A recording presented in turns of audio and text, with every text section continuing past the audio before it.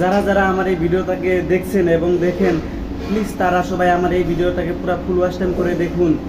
তো দেখুন, আমি একটা সত্যি কথা বলছি আমি আপনাদের সবাইকে, তো সেই কথাটা প্লিজ শুনে নিন। আর যদি কথাটা শুনে যদি ভালো মনে হয় তাহলে প্লিজ আমার এই চ্যানেলটাকে, নতুন ইউটিউব চ্যানেল খুলেছি তো প্লিজ আমাকে হেল্প করবেন, সাহায্য করেন।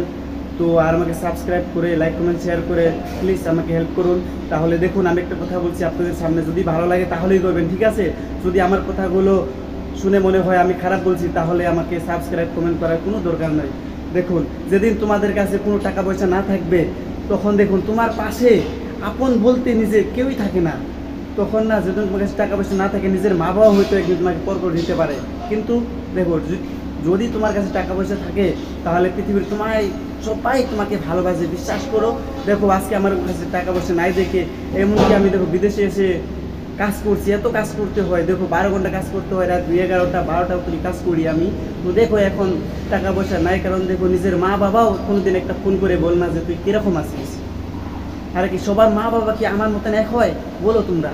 হ্যাঁ, দেখো যেদিন আমার কাছে টাকা পয়সা বাড়ি গাড়ি সব থাকবে, সেদিন দেখো বিশ্বাস করো আমার কাছে আমার মা বাবার ভালোবাসাও সব থাকবে। আমি জানি না, মানুষ বলে যে ভালোবাসা নাকি মা বাবার টাকা পয়সা দিয়ে কিনে নেওয়া যায় না, তবু আমি একটু একটু করে চেষ্টা করছি নিজের মা বাবার ভালোবাসাটাকে যাতে আমি একদিন টাকা পয়সা দিয়ে কিনে নিতে পারি।